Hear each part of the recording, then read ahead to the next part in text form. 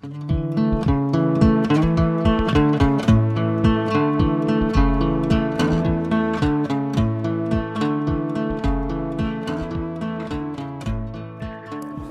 nous sommes ici dans le cadre d'une collaboration entre l'université et les archives départementales. Donc, l'objectif de ces 3 journées, c'est de mettre en relation les étudiants avec des documents qui n'auront pas la possibilité forcément de voir, du moins les documents originaux, s'ils venaient en tant que lecteurs classiques d'un service d'archives, et donc de les faire travailler en commun sur plusieurs thématiques qui ont été définies par l'université. Donc les archives en fait sont intervenues essentiellement sur la partie logistique et puis la préparation des documents d'archives sur lesquels les étudiants travaillent pendant ces 3 jours. C'est un projet qui est intéressant parce que ça fait aussi dialoguer 2 parties d'un métier, en fait, le versant plus exploitation des sources historiques et le versant traitement de ces sources plus d'un point de vue archivistique.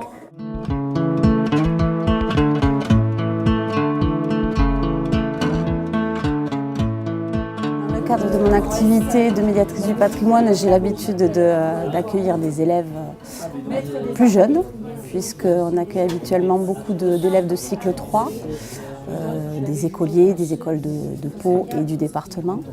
Et il est vrai que parfois on me demande aussi d'accueillir des étudiants. Donc dans le cadre de ce chantier d'histoire, ça a été particulièrement intéressant puisqu'il y avait vraiment un projet sur plusieurs jours. Il a été prévu au tout début du chantier de faire une visite des locaux des archives, de manière à présenter également les missions des archivistes et afin de pouvoir expliquer comment ces documents s'étaient retrouvés dans ce service et de quelle manière ils étaient conservés. J'ai senti des étudiants intéressés et qui savent profiter du moment où on leur présente des choses assez remarquables. On essaie de montrer des choses rares qui ne sortent pas très souvent en salle de lecture, notamment des documents enluminés. Et il est vrai que dès qu'on montre un document enluminé avec un joli sceau, un peu de feuilles d'or, quelques lettrines, on voit les visages qui se rapprochent. On a pu échanger effectivement avec certains des étudiants pour expliquer ce qu'étaient ces documents, donc autant des documents concernant la famille d'Albret que des familles associées au royaume de Navarre, où là on a vu effectivement des gens qui faisaient le lien avec ce qu'ils allaient avoir à faire pendant toutes ces journées. J'ai ressenti l'intérêt particulier du fait qu'on montrait les coulisses, ce qui n'était pas accessible au grand public de manière traditionnelle, puisqu'habituellement il faut aller en salle de lecture pour consulter ces documents. Donc là c'était vraiment une manière privilégiée de découvrir ces documents au sein même du bâtiment interdit au public habituellement. Nous sommes des étudiants en histoire de la 3e année de licence jusqu'au master et quelques doctorants. On étudie en binôme des parchemins et des manuscrits qui se composent le trésor des chartes des familles Faux-Béarn à la fin du Moyen-Âge et jusqu'à l'époque moderne.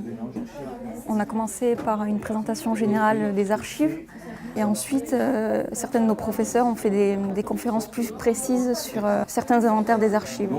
Donc on nous présente plusieurs inventaires d'archives du trésor des chartes, des Faux-Béarn, juste pour qu'on les voit et pour qu'on se rende bien compte, avoir un premier contact avec les sources. Puis en fait, on ne va pas travailler dessus, en fait on prend juste des photos et puis on travaille sur ordinateur puisque c'est des documents très précieux, très fragiles, souvent restaurés mais pas que. Et donc on travaille en binôme sur différents sujets, sur différents thèmes. On essaie de déchiffrer ce qui est marqué. Et pour vous signaler qu'il y a une abréviation. Una Carta, très bien. Una Carta.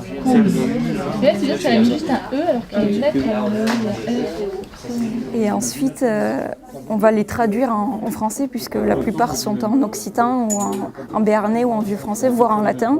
Et du coup, on va essayer plus ou moins de les traduire en français pour qu'après, on puisse les étudier. On a la chance d'avoir eu accès à des documents exceptionnels.